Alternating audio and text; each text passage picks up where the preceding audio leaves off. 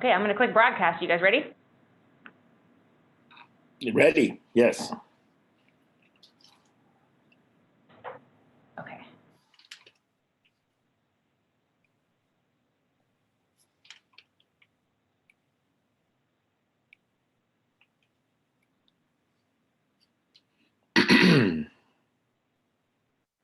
Hello, everyone, as we're trickling in. This is Ellen Burns-Johnson. Glad you could join us today. We'll kick things off in a couple minutes after we give everyone a little bit of time to join and get settled. I think microphones are disabled today, but if you'd like to use the chat window, there's a Zoom webinar chat that you can use, and I'll post a message to all panelists and attendees right now, so you can see that pop up. Okay. While we're getting settled, how about we all post in the chat window where we're from, where we're logging in from. Christopher and I are in Minneapolis and St. Paul, Minnesota, the Twin Cities. Virginia Beach, that sounds pretty good right now because there's snow here and I'm guessing there's not snow there.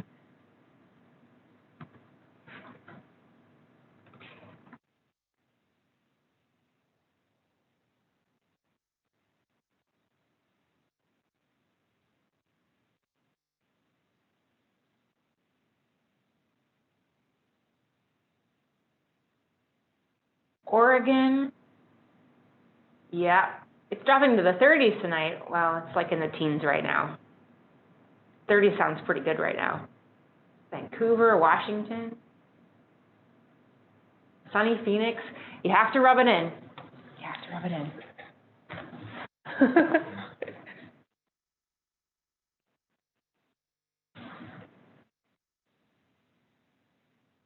All right, looks like we have more and more people joining.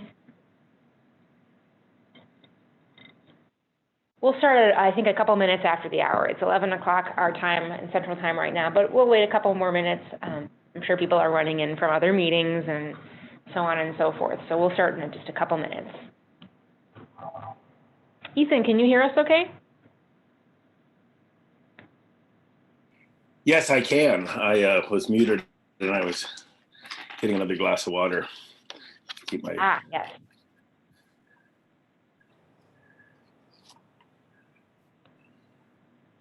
And I'm not sure if everyone saw, but Ethan's near St. Louis, so he's also probably not snowed upon. Not snowed upon, but it's pretty chilly. It has been. We had a... What is chilly? Well, it's about 35. What is chilly mean for St. Louis? Oh, yeah, okay. I haven't been out today yet, so maybe it's warmer, but it was in the high 20s last night when I came home. That still sounds so warm. Christine, I see that you're from Idaho. How's the weather in Idaho? Is it seasonably white?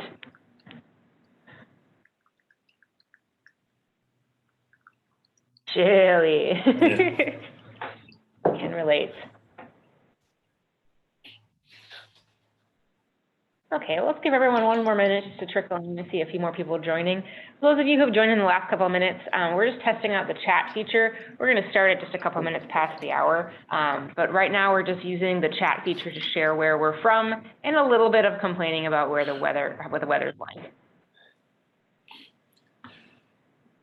And just as a little preemptive apology, I'm just getting over, this is Ethan, I'm getting over a pretty bad respiratory ailment, and so I still have to cough a little bit, so hopefully I'm in a good spot for the next half hour, but I just wanted to apologize in advance if I end up having to cough. I know it's irritating on the audio.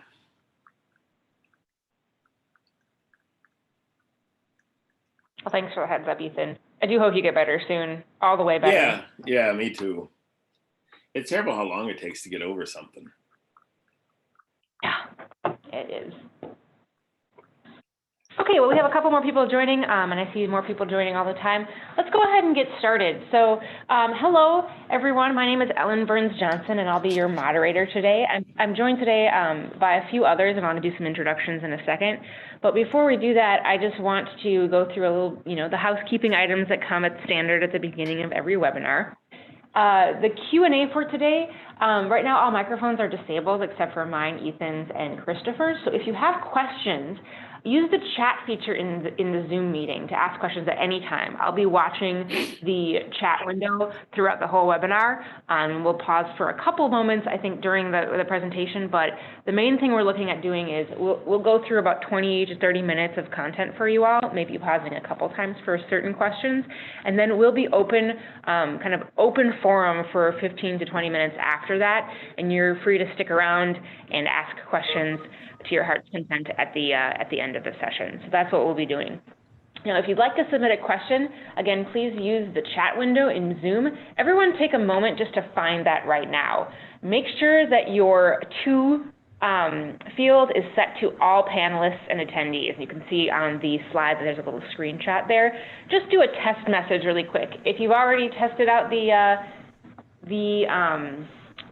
chat window, then that's great. Just double check and make sure that your chat window is set to all panelists and attendees, and then just do a test message here, or you can say hello.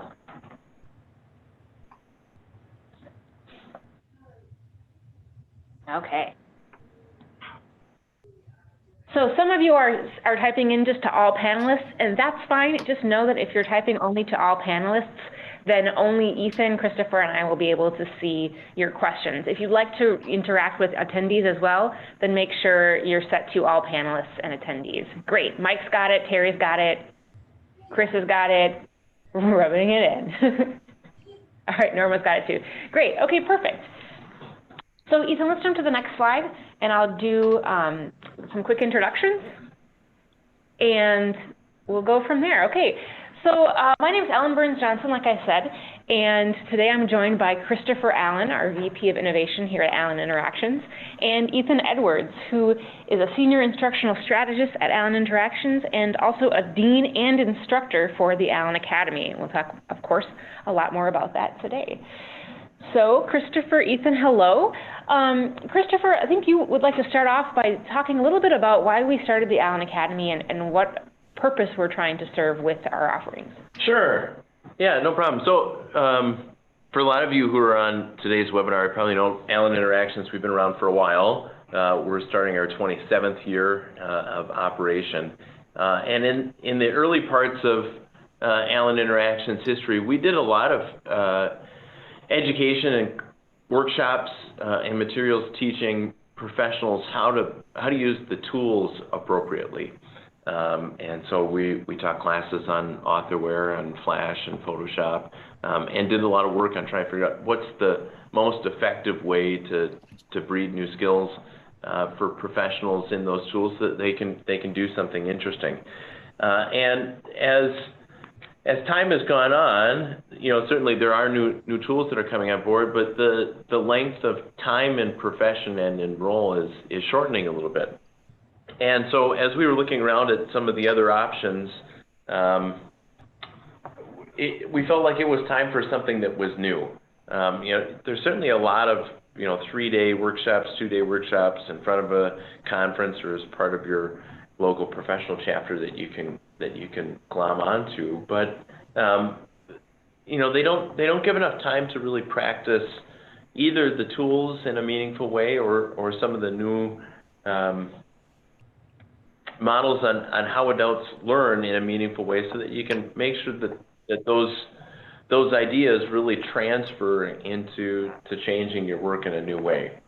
So the Academy is really aimed at helping you develop skills that are going to last through the lifetime of your profession, and do it in such a way that really gives recognition that instructional design, creating interesting experiences is a professional task, and it needs for all of us the time and space in order to practice those skills so that they come about.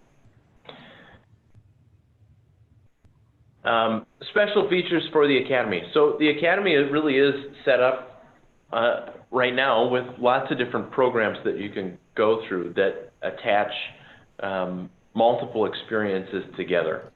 Learn how to do more with the tools that we're expected to use at work, giving you an opportunity to figure out how to apply the best practices for how people learn using those tools, and give you the confidence of being able to work with peers through those problems, and get support from experts who are actually actively doing the same type of work.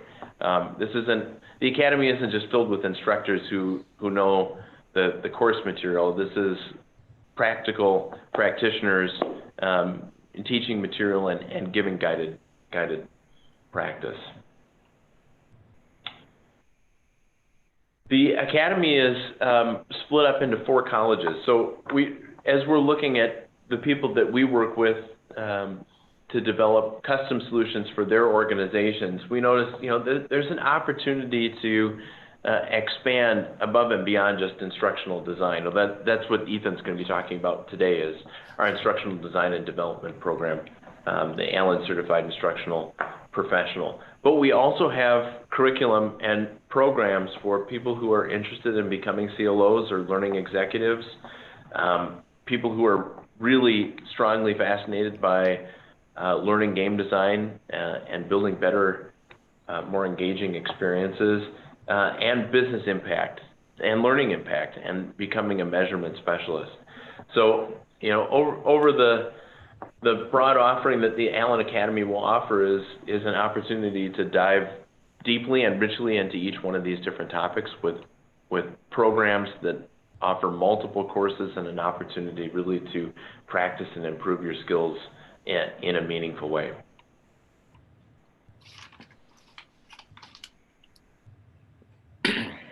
So I'll jump in here, just kind of transition. Thank you, Christopher, for kind of giving us that overview. Yeah. You had mentioned that Ethan's going to be talking specifically about our design program, which comes from our Instructional Design and Development College. So Ethan, do you want to talk a little bit or kind of go in depth about what that program is and the different courses that make up that program? Yes, I'd be happy to. It's a really exciting initial offering out of the Academy, and it is our Allen Certified Instructional Professional. And we've been teaching, as Christopher said, we used to teach a lot of tool classes.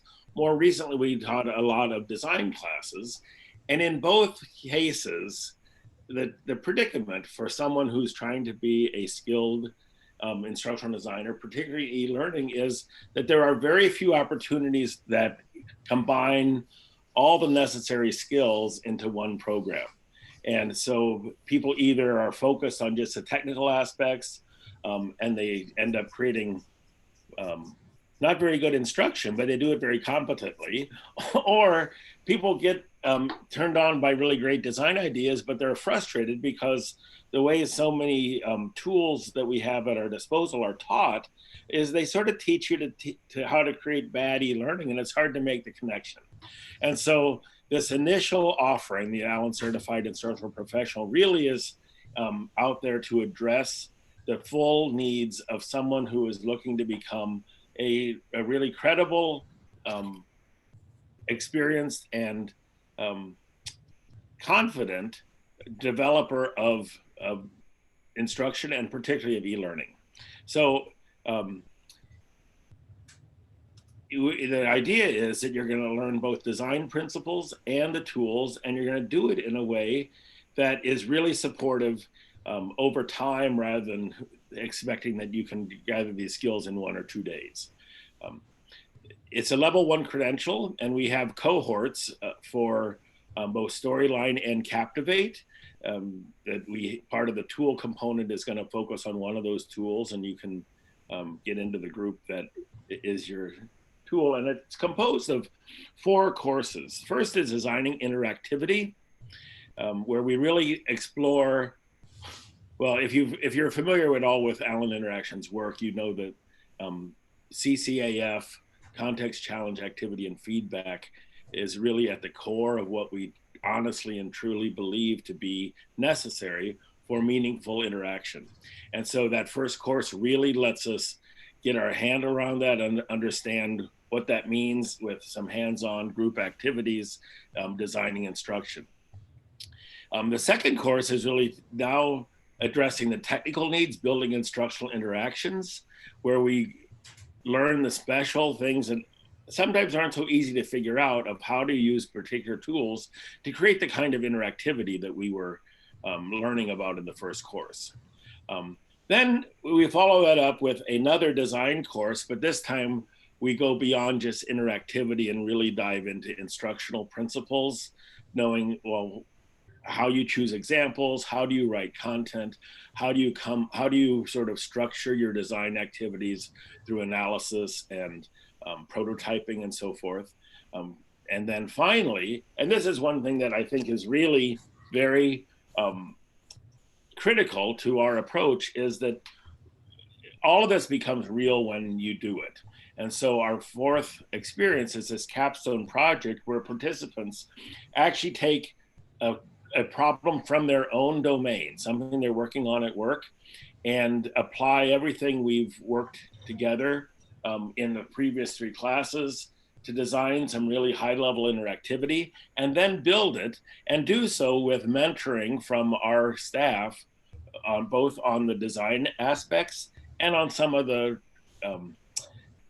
trickier parts of how do you actually build it. Because one of the most frustrating things that I've had in my instruction is somebody has a great idea and then does something much less simply because they can't quite figure out how to make the tool work.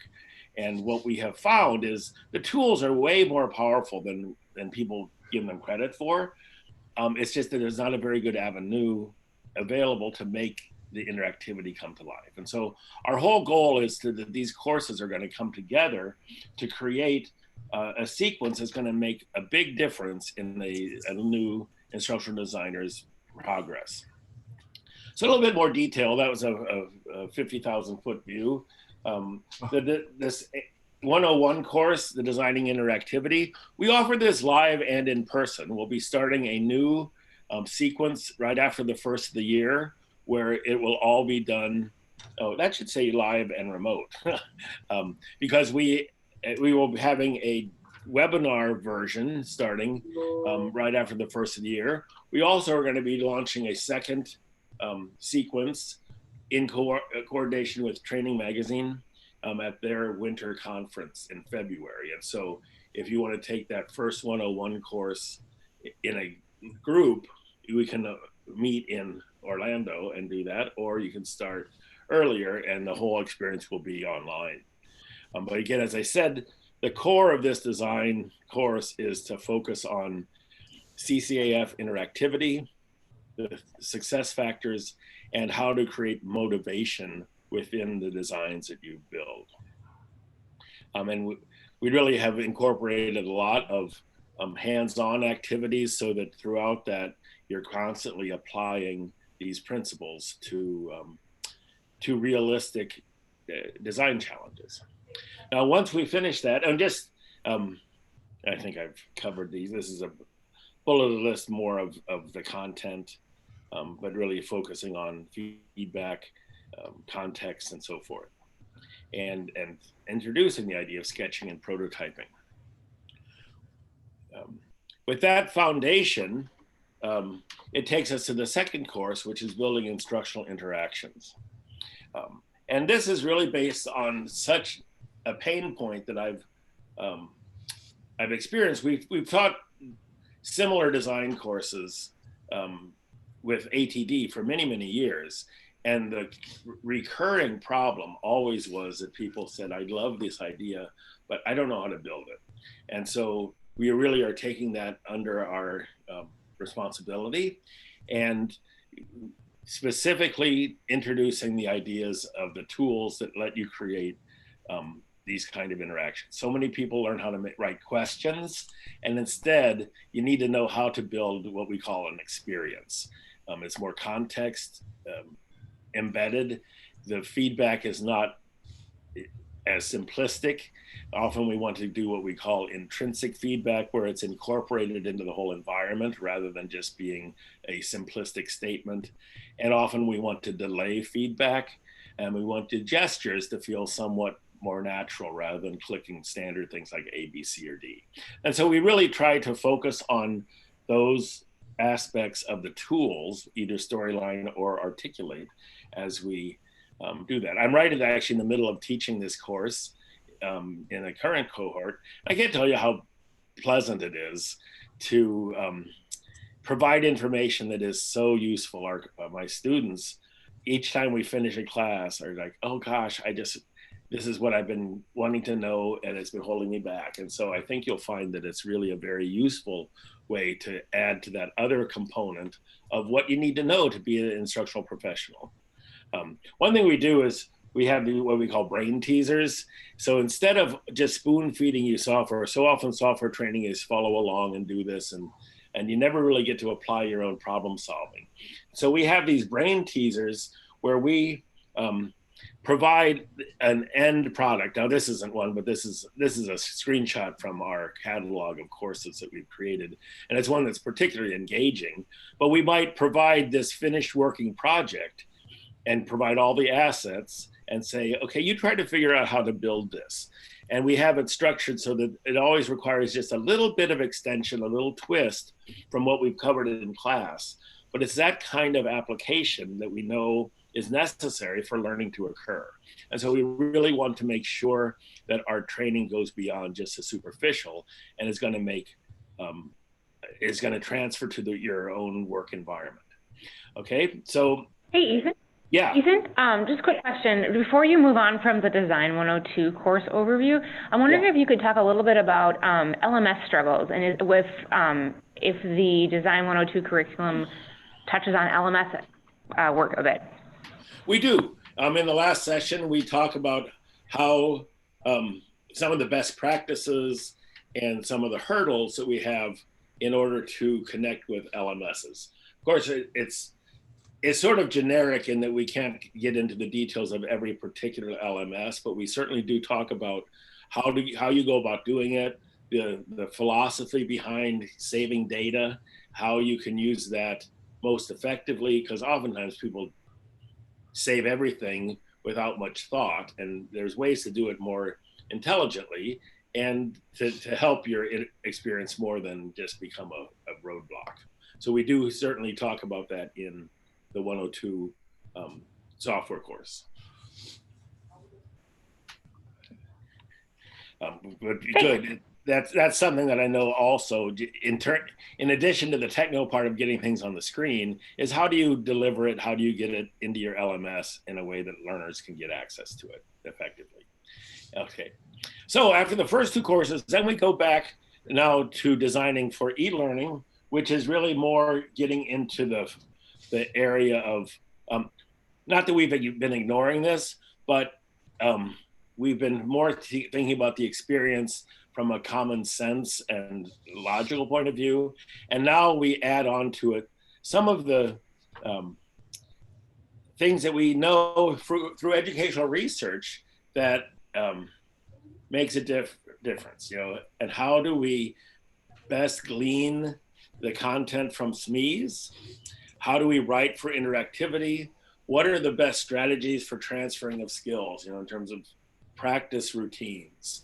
How do you vary examples? How do you make sure that people are going to not memorize trivia and instead learn the underpinning details that are of real value?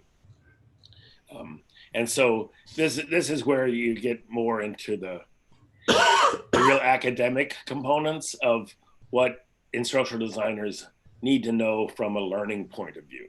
We also talk a little bit about gaming and how gaming can apply these same sort of principles.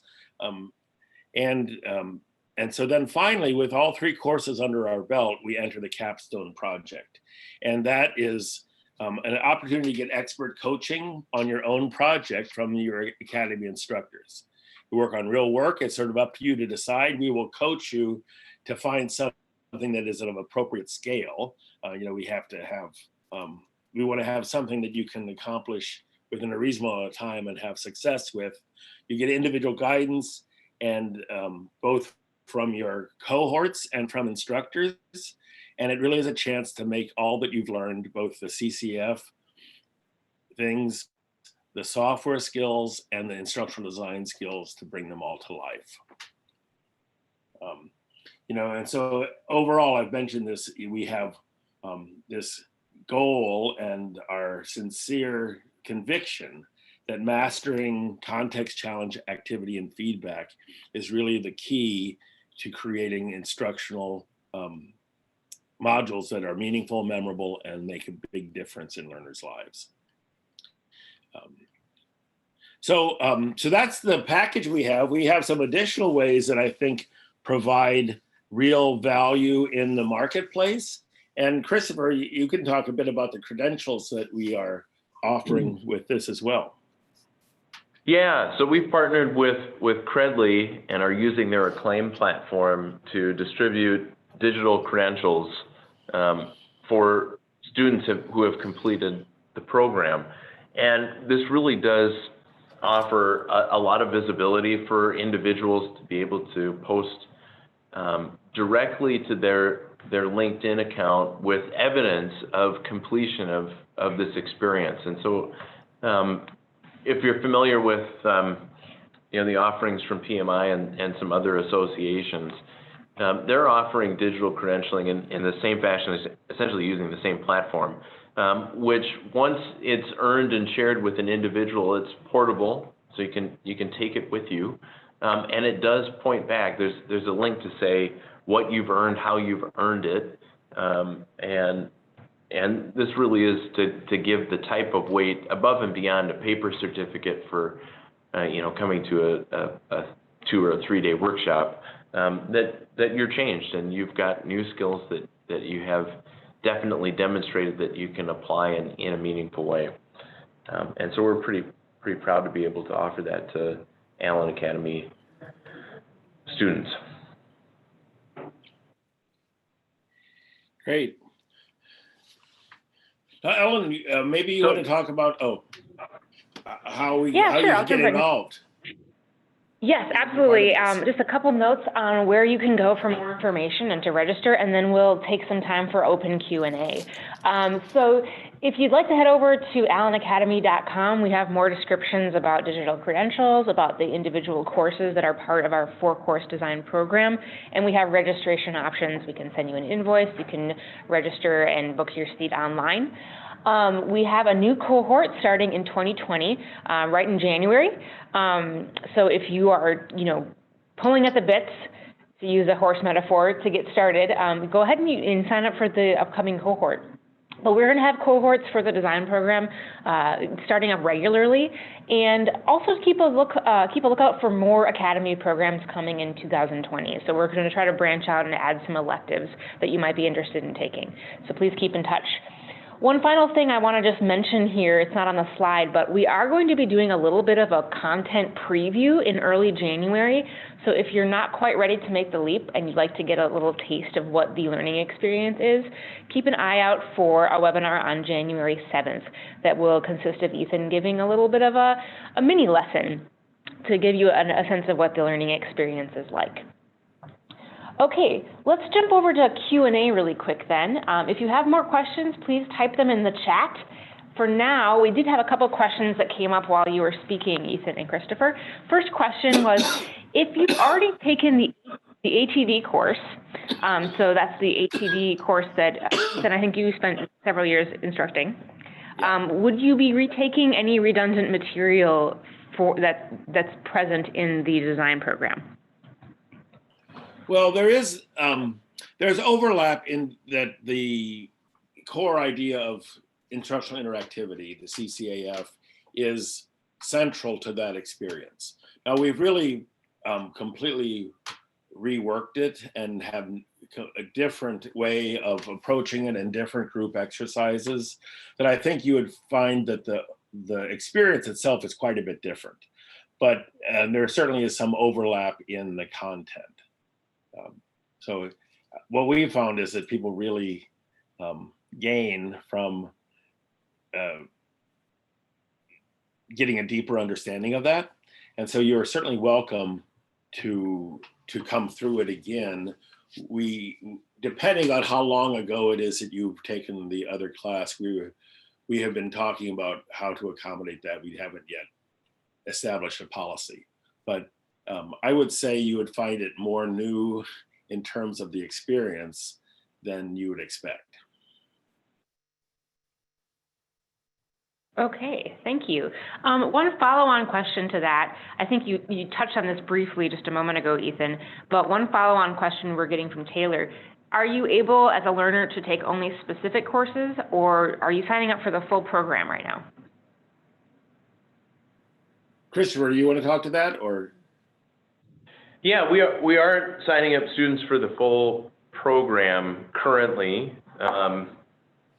And a couple of other add-on reasons other than, just having new material and new experiences to go through is we're really hoping to keep kind of a measured pace through each one of these courses so that we can better help and coach each individual to really changing and practicing the skills that are necessary for them on the job. There's definitely going to be added value to taking all 4 courses together over a 3-month period to make sure that you keep up with the practice and start to pick some projects to work on that you can transfer these skills to and build something new for the employees and the people that you serve in your current role. We will be offering electives that go above and beyond this first 4-course program as individual courses that you can take that aren't attached to a program. But the first 4 courses in this program really are the foundation for becoming an Allen certified instructional professional, and the additional electives allow you to expand your skill set into areas that really are of deep interest to you. And so expect to see a lot of electives from us. Not all that may be of interest to you, but some that are really going to dive deep into a very specific subject that might be just the one that really gets you excited about some new technique or piece of software that you would like to use. Yeah, and to add to that, our biggest goal is to make sure that we get the experiences out to as many people as possible. A core idea with our academy and with these certification programs has been the idea of you get so much value of being with a group of people that are learning together, and you can learn from each other as much as from the instructor. And that community has been a really important part of it, and it's part of our credentialing right now. We are exploring ways. I mean, we do recognize that it is a hurdle sometimes to come up with that much, the full training amount based on your own budgets or your way your organization is set out, how much professional development time you have. So we are sensitive to that, and we're underway trying to plan the ways that we can accommodate that without sacrificing the real instructional value of the overall program. So if the problem is signing up for the whole thing at once, stay tuned. We hope to have some ways to address that. But right now, because we want to have these first experiences to be really our strongest testing of our approach, we are holding it to the full cohort right now. Okay. All right, a couple more questions coming in from Christine and Ramona. Christine asked, and I think this is specifically about Design 102, do we talk about best practices for different browsers? I guess Design 102, but that could be a pretty important topic for the practicum as well, right, Ethan? Right, that does come more into the practicum. And one of the electives that we're planning is sort of that master level of the diversity and the variety of different platforms and different delivery devices and responsive delivery of all sorts, which would include browsers. And so in 102, we're mainly dealing with core functionality of the authoring tool itself. And so that some of those other issues come in more advanced areas.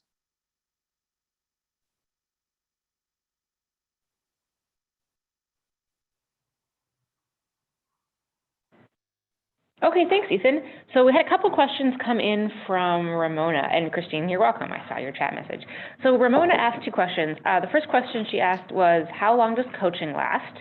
And the second question was, does our program also go into how to market training, change management, and adoption? So maybe start with the first question regarding the coaching. How long does coaching last? Well, each of the programs is sort of set up to be an umbrella of about 3 weeks.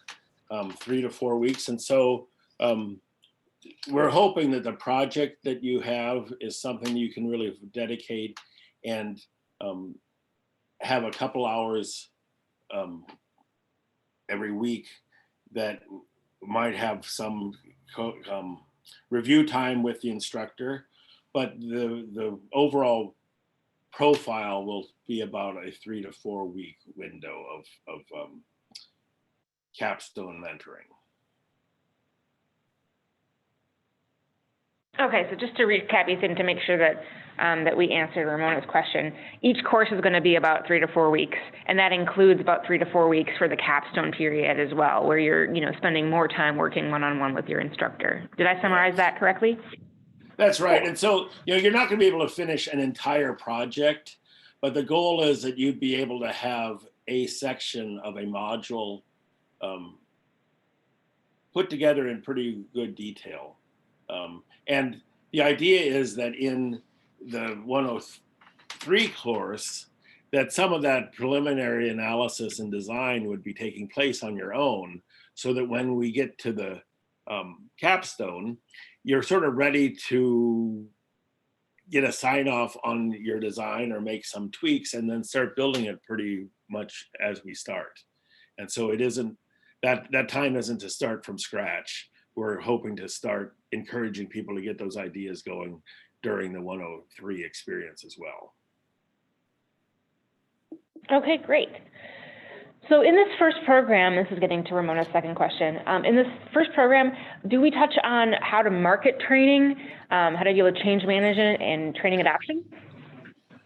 Well, that really is going to be more of a detailed topic in our other colleges of, making difference in some of the more administrative and strategic ideas. We do talk about it and talk about the challenges, but again, that is not part of the core curriculum here. That we addressed in some of the other colleges and some of the electives we're developing. Okay. All right, thank you, Ethan. Let's do a last call for, okay, a couple more questions coming in. All right, so Terry's asking, when will the other programs or colleges be announced? And I can speak to that a little bit and then pass it off to Christopher and Ethan. Our roadmap is developing pretty rapidly, so I think we're hoping to offer some electives maybe the first third of 2020, and developing our next program with the evaluation college kind of concurrently to that. So we should be really kind of hammering out a lot of new material in the next 6 months or so. Christopher, do you want to add anything to that? Well, we've got a lot of workshops that we have been also delivering in that are the basis of what will be the first program for CLO and learning leader content. And I expect to have that college up and running with its first program before the end of 2020 as well. So lots of work and lots of excitement around each one of these areas to have fresh new content available for professionals looking to hone their skills. And one thing about that, I think we didn't actually say literally is, we're gathering faculty from across the industry who have, one thing we feel very strongly about is that people teaching need to have direct experience doing that thing they're teaching about. And so we're getting real professionals and the deepest experience. And so part of our challenge is making sure that we can coordinate bringing our own people and some of these of our colleagues from outside Elearning Interactions to get the schedules to work. And so we're in the process of making all of that work. And that's part of the background work that is setting up for the stage for rolling these out in the next year.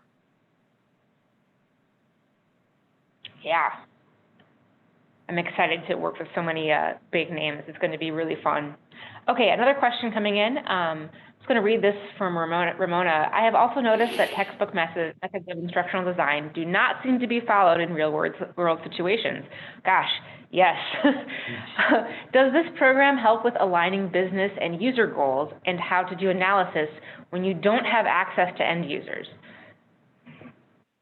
That's a pickle. Well, it does talk about that challenge, and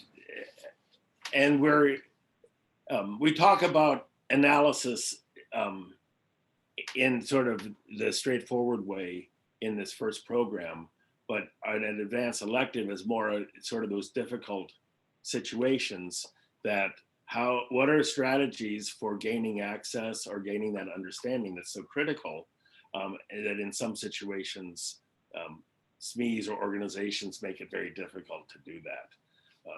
But yeah, your initial point is really well taken, and that's what sort of is driving this. Because an alternative would be, well, just people wanting to be professionals should just go to existing programs in colleges.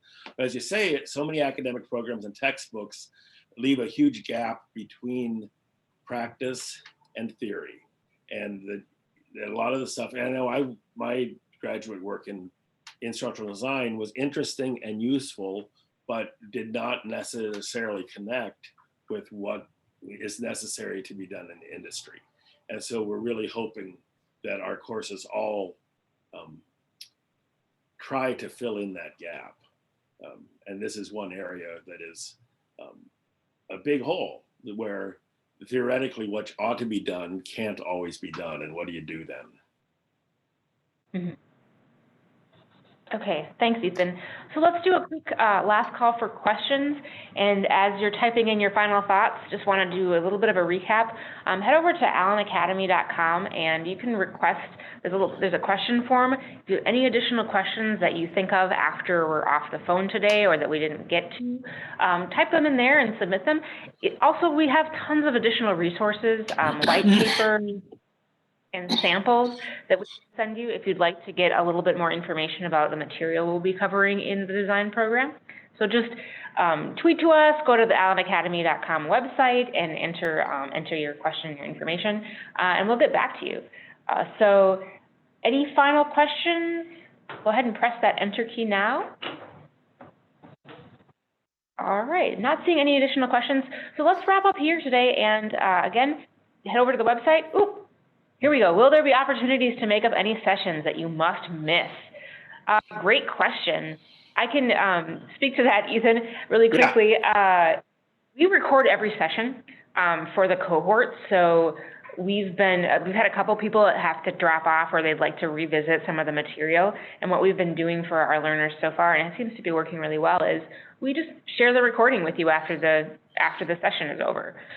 So if you have to drop off early or you can't make a particular session because of some kind of emergency, you have that recording available to you and you can go through it to make up your session. And of course, our instructors are also available between session times, for any outside questions that you might have to fill in those gaps. Great question, Julie. Okay.